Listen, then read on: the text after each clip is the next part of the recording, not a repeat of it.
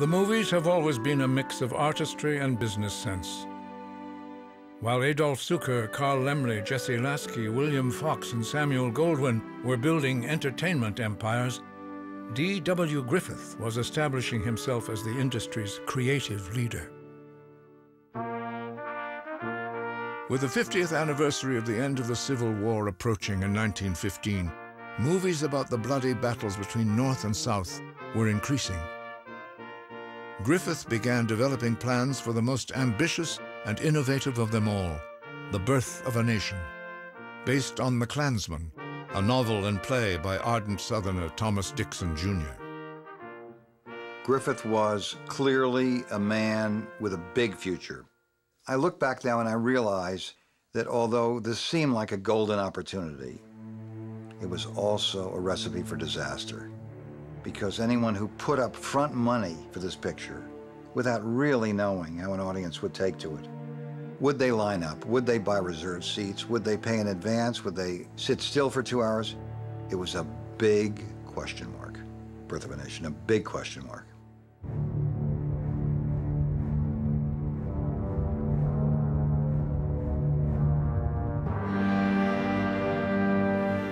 I don't think there's anything you can say today to give people a sense of what a lightning bolt The Birth of a Nation was for audiences at the time. It took the country by storm. I mean, there were people lined up for months to see the film, and it was playing in major theaters at a $2 top admission, this when most movie theaters had a 25-cent top admission. Griffith boasted about his concern for historical accuracy, but not every American cheered as the Ku Klux Klan rode to the rescue in the film's stirring climax. D.W. Griffith was from Kentucky, and so you have the viewpoint of people who had come out of the defeated South, who had heard stories of the old South and of its grandeur and its power and its beauty. And so Griffith felt that he was really presenting history. The Birth of a Nation was less history and more a distorted lament for a lost cause. The NAACP was formed in 1909. This organization now was really going to fight for the rights of African Americans, and it was going to speak out against injustices and inequities. White liberals were disturbed and spoke out about this film.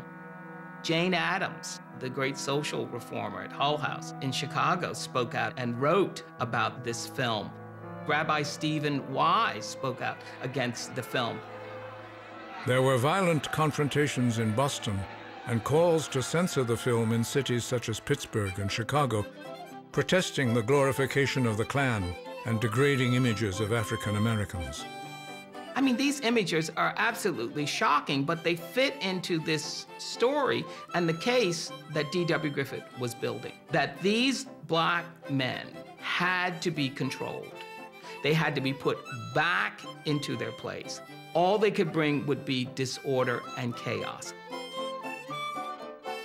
At the time, most white Americans, including Griffith, remained blind or supportive of the racist imagery, even at the highest levels of American society. Thomas Dixon knew exactly how to promote this film. He persuaded Woodrow Wilson to screen the film at the White House. So here suddenly we have the first time a motion picture being shown at the White House for the President of the United States. Wilson was very excited about it. Other members of his staff who saw it there in the White House were excited by this film, and Wilson said it's like writing history with lightning.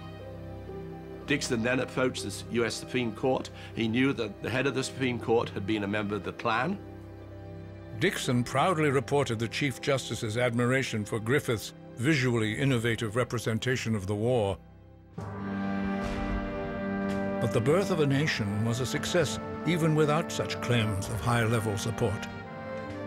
When it toured the country, the movie traveled with a full orchestra, playing an original score, with a team of sound effects specialists to enhance the battle scenes. It was a movie phenomenon unlike anything seen before. The fact that it was such a commercial success. Many people felt that it really led to the creation of Hollywood itself, because Hollywood was not really Hollywood at that point.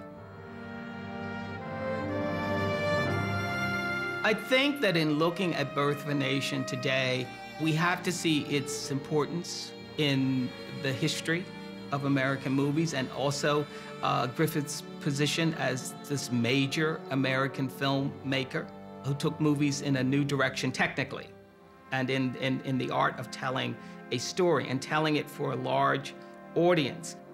It's a masterpiece, but a racist masterpiece.